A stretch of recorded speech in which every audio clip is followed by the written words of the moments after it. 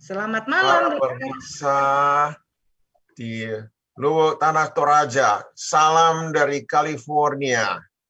Pada malam ini kita bersama-sama lagi akan membahas mengenai satu masalah yang sekarang paling besar di dunia kesehatan di seluruh dunia ini.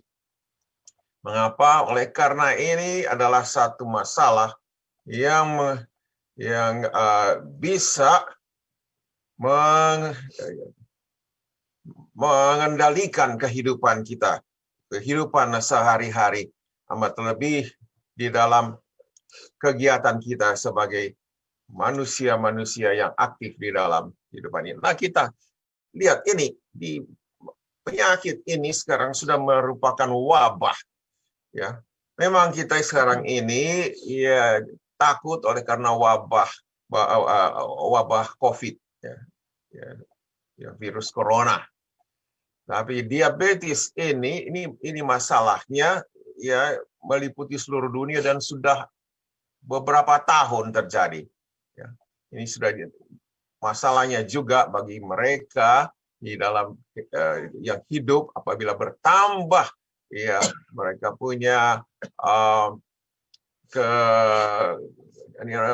kemakmuran mereka lebih tinggi kemakmuran seorang, lebih mungkin seorang itu akan mendapat penyakit ini. Inilah sebabnya disebutkan penyakit sampar di abad ke-21 ini. Nah, coba cirinya. Cirinya adalah kadar gula dalam darah yang meningkat itu secara kronis.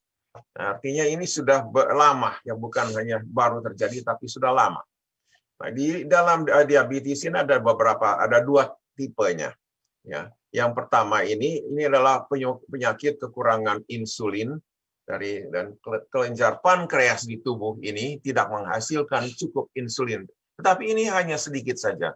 Mereka yang berpenderita diabetes tipe 1 ini hanya sekitar 5-10% saja. Dan yang kedua inilah yang masalah terbesar. Inilah oleh karena apa? Insulin di dalam tubuh ini ada resistensi. Ya, tubuh menjadi resisten terhadap efek insulin ini. Jadi gejalanya yang pertama ini sering buang air kecil, dan sering rasa haus, cepat sekali lapar, dan tangan dan telapak kaki itu seakan-akan mati rasa, dan kurangnya energi, selalu rasa malas, dan berat badan itu pun turun. Ya, dan juga kalau ada luka, sembuhnya itu lambat. Nah, kita lihat sekarang bagaimanakah itu metabolisme glukosa, ya, secara kasarnya gula namanya itu, ya bagaimana metabolisme. Ya, ini oleh sebab ini disebutkan penyakit sampar di abad ke-21 ini. Jadi di seluruh dunia ya dampak kesehatannya ini sangat merusak tubuh kita ini. Dan hampir seluruh sistem di tubuh kita ini kena pengaruh daripada penyakit ini. Dan penyebabnya ini adalah dua hal. Yang pertama adalah tinggi kadar lemak di tubuh dan tinggi kalori. Ya, kalori yang masuk dari mulut kita. Di Amerika ini ada 20 juta orang yang kena. Ya, dan ya ini sedihnya oleh karena sejak tahun 30 sampai tahun 2020 ini sudah 3 kali lipat ya jumlah mereka yang kena penyakit ini. Dan penyebabnya ini adalah 50.000 ya ini kena gagal ginjal, 650.000 orang mata bisa menjadi buta oleh karena ini. Dan juga kematian 75.000 disebabkan oleh karena penyakit ini. Nah, sekarang dampak yang berikutnya itu adalah ya tadi sudah disebutkan yaitu penglihatannya itu buta, gagal ginjal, mendapat serangan jantung, kemudian bisa kena stroke ataupun apa yang disebut neuropati yaitu mati rasa, ya kesemutan dan nyeri terutama di kaki-kaki kita. Dan juga pembuluh-pembuluh darah kita, malahan sampai yang kecil-kecil juga kena. Ya jadi sehingga menyebabkan sukarnya penyembuhan luka di kaki dan di kadang-kadang di jari-jari tangan juga sehingga berakhir dengan amputasi. Nah, penyebabnya ini yang pertama dulu kita lihat diabetes tipe 1. Penyebabnya ini sayangnya tidak seluruhnya diketahui. Ya. Tetapi ada juga disebut predisposisi daripada genetika daripada individu tertentu. Ya, Tapi ada juga yang memicu. Ya, memang sudah ada predisposisi, tetapi ada yang memicu, yaitu bila ada infeksi virus tertentu, dan juga diketahui susu sapi. Susu sapi memainkan peranan penting di dalam mereka yang sudah ada yang di genetikanya ada predisposisi untuk tipe ini. Dan tipe yang kedua, nah inilah dulu dikenal sebagai diabetes onset dewasa. Dan inilah yang dari 90 sampai 95% dari semua kasus di dunia ini, kasus diabetes adalah tipe 2. Dan apa yang terjadi, yaitu pankreas kita ini, ya kelenjar pankreas ini membuat insulin, tetapi tidak bisa bekerja dengan baik insulin ini. Yang kita tahu, insulin inilah yang mengkontrol kadar glukosa atau gula di dalam tubuh kita. Dan juga yang berikut adalah akumulasi lemak di dalam sel-sel otot dan juga di dalam hati kita, liver kita, sehingga mengganggu kerjanya insulin ini. Tetapi ada kabar baiknya. Ya, diabetes tipe 2 ini hampir selalu bisa dicegah, sering bisa diobati, dan terkadang malah bisa dikembalikan melalui diet dan perubahan pola hidup yang sehat. Nah, jadi ini merupakan konsekuensi daripada pilihan diet. Apa yang Anda makan ini bisa menyebabkan penyakit ini. Jadi inilah kabar baiknya. Jadi ada harapan, yaitu melalui perubahan gaya hidup, pola hidup kita, ya, Anda mungkin bisa mencapai kesembuhan daripada diabetes tipe 2 ini yang lengkap, yang bisa dibalikkan, ya. Bahkan jika Anda telah menderita penyakit ini selama beberapa dekade, ini bisa dibalikkan. Jadi dengan beralih bagaimana ke makanan yang sehat, maka Anda bisa mulai memperbaiki kesehatan Anda. Malahan dalam beberapa jam, kalau Anda makan yang sehat, ya gejala-gejala tadi itu bisa dirubah. Misalnya mereka yang sudah mendapatkan gejala-gejala apa yang disebut neuropati tadi itu, ya, di kaki atau tangan yang kadang-kadang seakan-akan tidak bisa kesemutan dan tidak bisa merasa dengan baik, yang tidak terlalu sensitif, maka ini dalam beberapa jam saja nyeri-nyeri itu bisa hilang. Nah, penyebabnya daripada resistensi insulin ini, ya, ini diadakan penelitian di tahun 1927. Ya, ada 2 kelompok, ya, ini sudah lama. Jadi kelompok pertama katanya mereka itu diberikan makanan yang kaya lemak, ya, segala macam, ya, goreng-gorengan, ya, lemak daripada hewan, dan semua lemak, ya. Contohnya minyak zaitun, mentega, kuning telur, dan juga krim dari susu itu. Ya. Dan kelompok kedua ini, mereka itu makanannya hanya kaya karbohidrat saja. Ya, diberikan gula, diberikan permen, kue kering, roti putih, kentang panggang, dan sirup pisang, nasi, dan juga makanan oatmeal atau havermut, ya. Nah, mereka kemudian diberikan tes, ya. Tes, ya, ini tantangan gula. Ya, diberikan gula, ini ada sekarang masih digunakan juga tes ini. Dan pada waktu dilihat, ya, ini di antara yang kelompok yang dietnya tadi itu, makanannya itu kaya dengan lemak, insulin resistensinya itu melonjak tinggi di antara mereka. Nah, coba kita perhatikan sekarang di dalam sel kita bagaimanakah fisiologi, bagaimanakah fungsi pekerjaannya lemak dan insulin dan glukosa ini, ya. Ya, nah kalau masing-masing ini kita mempunyai sel di tubuh kita. Nah, di situ di sel itu ada dua apa yang disebut reseptor ini yang kita lihat sini. Yang pertama adalah reseptor insulin, dan yang kedua adalah apa yang disebut saluran glukosa. Nah, di sebelah sini ini gula darah ini adalah akan seperti vampir, ya. Jadi perlu diundang supaya masuk ke dalam sel. Gula di dalam darah akan masuk ke dalam sel apabila itu diizinkan oleh insulin ini. Jadi yang mengundang itu adalah insulin. Apa yang mengganggu kunci pintu di sana pada sel otot ini, ya, yang mencegah insulin itu berfungsi, ya, itulah yang menyebabkan sehingga glukosa tidak bisa masuk ke dalam sel. Jadi di mana dia tinggal di dalam darah, ya. Dia tinggal di dalam darah. Nah, apa yang mencegahnya? Yaitu lemak. Ya, apabila terlalu banyak lemak di tubuh kita, ya, lemak itu tinggal di antara sel-sel tubuh. Dan lemak-lemak inilah yang mencegah jangan sampai insulin itu masuk ke artinya menempel di sel-sel ini. Ini contohnya saja. Kalau insulin itu seperti kunci, ya inilah harus kita buka kunci itu masuk dalam kepada pintu itu membuka ini baru bisa kita buka pintu itu baru bisa kita masuk. Kalau saja lubang kunci itu ya kita taruh misalnya permen karet di situ. Ya, lemak ini seperti permen karet taruh di situ. Kita tidak bisa masukkan kunci situ. Insulin tidak bisa masuk ke dalam reseptornya. Dengan demikian glukosa di mana tinggalnya? Tinggal di luar. Di luar itu di mana? Itu di pembuluh-pembuluh darah. Ya, dan juga di antara sel-sel otot. Inilah yang menyebabkan tingginya kadar gula. Dan apabila gula itu tinggal di dalam pembuluh darah, di dalam sel otot, maka gula ini akan menciptakan produk yang beracun. Dan inilah radikal bebas dan menghalangi lebih banyak lagi fungsi daripada insulin. Nah, penelitian menunjukkan dengan jelas bahwa apabila jumlah lemak dalam makanan Anda itu menjadi semakin rendah, kerja insulin itu akan meningkat. Ya, sekarang kita lihat dulu kepada masa anak-anak. Ya. Kita lihat bagaimana perkembangan seseorang. Ya. Ya, oleh karena apa? Di masa anak-anak sekarang lebih banyak anak-anak yang mempunyai menderita penyakit diabetes.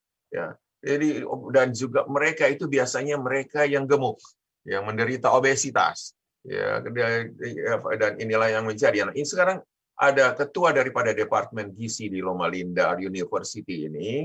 Ya, di tahun 2010 katakan bahwa menghindari daging seluruhnya adalah cara yang efektif untuk memerangi obesitas masa anak-anak, obesitas kegemukan. Jadi menghindari daging seluruhnya ya, anak-anak itu jangan dikasih makan daging.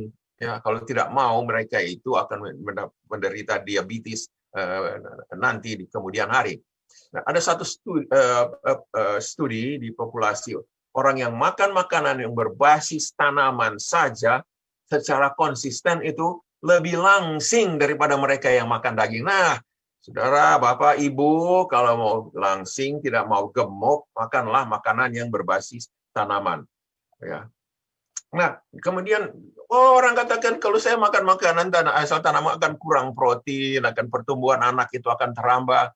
Nah, ini satu penelitian lagi di Loma Linda University, jadi ya bahwa anak-anak yang makan pola makan vegetarian artinya berbasis tanaman saja ya tumbuh itu lebih ramping daripada anak-anak yang makan daging sapi, makan daging sapi, dan juga tingginya mereka itu adalah sekitar 2 cm setengah. Jadi tidak usah takut ya akan terhambatnya pertumbuhan anak itu. Nah, ada hubungan yang kuat menurut para penyelidiki ini antara konsumsi makanan hewani dan peningkatan risiko kelebihan berat badan atau kegemukan. Jadi, pengembangan diabetes di masa kecil tampaknya mengurangi harapan hidup sekitar 20 tahun. Jadi, apabila anak itu gemuk pada waktu mereka itu masih kecil, ya rentang hidupnya itu akan nanti kurang berapa lama? 20 tahun. Jadi jaga anak-anak kita, jangan kasih makan mereka itu terlalu banyak, apalagi yang berlemak, apalagi yang asal daripada hewan. Ya. Nah, jadi kelebihan lemak tubuh adalah faktor risiko nomor 1 untuk diabetes tipe 2. Ya. Jadi 90% dari mereka yang menghasilkan penyakit ini mempunyai kelebihan berat badan atau overweight. Jadi jumlah sel lemak di dalam individu ini, ya, mereka kecil itu tidaklah berubah pada waktu mereka usia dewasa. Pada waktu mereka gemuk pada waktu kecil, jumlah sel-sel lemak ini tidak akan berkurang. Cuma bisa diisinya itu yang dikurangi. Nah, apabila seorang itu kelebihan berat badan dan gemuk, ya sel-sel ini menjadi sangat membengkak sehingga mereka benar-benar ya apa yang dikatakan menumpahkan lemak itu kembali ke aliran darah yang berpotensi menyebabkan penyumbatan insulin. Yang sama seperti daripada orang-orang yang makan berlemak. Nah, coba kita lihat ini. Nah, dibandingkan ya. Kalau seorang yang non-vegetarian makan segala-galanya dibandingkan mereka yang semi-vegetarian, mereka itu berat badannya atau maksudnya kemungkinan diabetesnya akan berkurang 28%. Nah, kalau yang mereka yang paling kanan sekali, mereka yang sama sekali tidak makan daging dan tidak makan hanya makan asal tanaman saja, yang namanya mereka itu vegan, itu kemungkinan untuk mendapat diabetes itu adalah 78%. Jadi semakin banyak kita makan asal tanaman, tampaknya ada penurunan tingkat diabetes itu lebih banyak juga. Sekarang lemak jenuh. Ya, lemak jenuh ini ada dua macam. Lemak yang pertama itu adalah yang palmitat. Inilah ya dari susu, daging, telur, dan inilah yang menyebabkan insulin resistensi itu. Tapi yang oleat ini adalah lemak jenuh yang daripada kacang-kacangan, buah zaitun misalnya, dan alpukat. Ya, dapat melindungi efek daripada efek merugikan daripada lemak jenuh. Nah, ini anehnya, ada sebutan bahwa kita bisa mencegah diabetes dengan makan lebih banyak. Tapi makan apa? Yaitu di sini disebutkan makan kacang polong, kacang buncis dan kacang lentil. Ini bisa justru mengurangi berat badan. Juga dengan katakan mereka itu pinggangnya akan lebih ramping, ya kemungkinan kegemukan itu kurang, dan juga tekanan darah tinggi itu akan kurang. Apa yang maksudnya kacang polong? Ya ini kacang-kacangan ini. Kalau mereka yang makan ini, ya coba lebih banyak makan ini dan sayur-sayuran dan buahan, maka itu efeknya tadi. Nah, di Taiwan diadakan riset, ya dia akan riset, ya mereka itu yang makan vegetarian, dan mereka dibandingkan dengan mereka yang makanan Asia tradisional, jadi ikan, daging, dan yang lain-lainnya. Ada 4.000 orang yang mereka. Dari lebih 1.000 dari orang vegetarian, dan malahan 69 daripada mereka itu adalah sama sekali tidak makan. Jadi diabetes di antara mereka yang makan secara ketat makanan berbasis tanaman itulah tidak ada. Ya. Jadi diabetes ini bisa dicegah. Nah, sekarang ditanyakan, jadi mereka yang menghindari makan daging itu apakah benar-benar mendapatkan cukup nutrisi? Dari 13.000 orang Amerika ini membandingkan nutrisi dari mereka yang makan daging dan mereka yang tidak. Jadi untuk kalori yang setara. Mereka kalau kalori yang setara, ini artinya kalorinya cukup. Ya beginilah supaya lebih mudah lah. Ini adalah 100 kalori yang makan makanan asal tanaman. Ini 100 kalori, ini adalah 100 kalori asal makan daging. Coba bayangkan, yang mana yang mempunyai protein lebih tinggi? Mereka pikir karena daging ini, yang asal hewan ini yang proteinnya lebih tinggi. Ini kalorinya sama. Tetapi nyatanya dari sayur-sayuran asal tanaman inilah proteinnya lebih tinggi daripada dalam kalori yang sama dibandingkan dengan makanan asal hewan ini. Nah, sekarang dampaknya sudah kita lihat tadi, penyakit jantung, ya juga kematian dini. Ya, buta, gagal ginjal, ya amputasi, patah tulang, depresi, dan juga demensia. Jadi makanan yang gemuk banyak berminyak ini menyebabkan diabetes. Ya, ini ada satu studi yang katakan bahwa mereka yang makan daging dikaitkan dengan penambahan berat badan terlepas dari kalori. Jadi biarpun kalorinya sama, ya, tapi konsumsi daging itu menyebabkan bertambahnya berat badan atau kegemukan. Dan juga di sini mereka telah identifikasi rupanya ayam di sini ini ya sebagai daging yang paling menggemukkan, bukan daging sapi. Ini yang sudah diketemukan. Ya. Nah, ini ada di tahun 1870, yaitu di kota Paris pada waktu dikepung oleh tentara Prusia pada waktu Revolusi Prancis. Di sana daging itu di pasar hanya daging tikus dan anjing saja. Jadi orang makan lebih sedikit. Dan apa yang terjadi? Ya, jadi diketemukan ya mereka yang makan yang rupanya kelaparan ini, ya badan mereka sudah tentunya turun, tapi juga fungsi metabolisme gula itu jadi turun. Dan hasilnya apa? Setelah 7 bulan, ya makanan, sebab kebanyakan mereka itu makan makanan nabati, jadi kadar daripada gulanya itu turun, dan berhenti menggunakan obat. Ya, jadi secara para peserta, mereka yang makan nabati, yang berbasis sayuran, ya sama saja seperti pada sekarang ini. Apabila kita makan seperti makanan ini, makanan nabati dan berbasis sayuran, efeknya sama, ya, lebih daripada sekedar turunnya berat badan, ya. Dan dengan perkataan lain, diabetes itu bisa dibalikkan dengan diet yang rendah kalori, juga dengan diet yang sangat sehat. Ya, apabila 2 tahun saja seorang konsumsi makanan nabati terdiri dari nasi dan buah-buahan, ya, ini di dalam satu penyelidikan, ya, daripada seorang yang bernama Walter Kempner, ini sudah lama dia lakukan.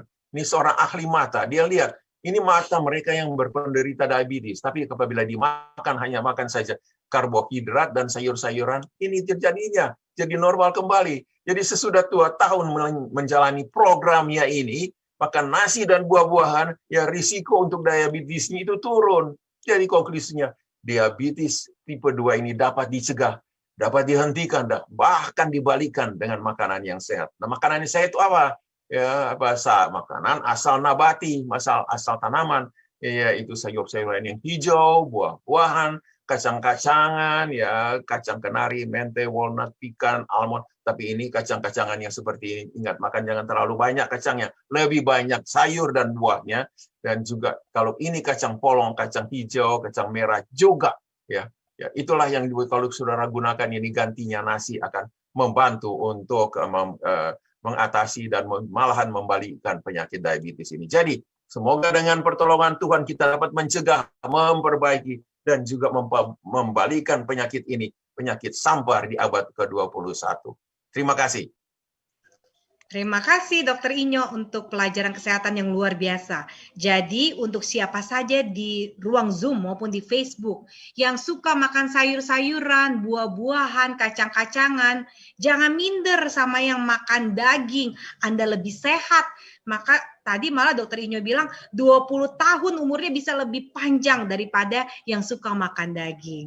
Jadi kalau misalnya kita mau terhindar dari penyakit diabetes, ayo dari sekarang kita ubah pola hidup kita. Baik, sekarang semua udah dengar ya penjelasan yang begitu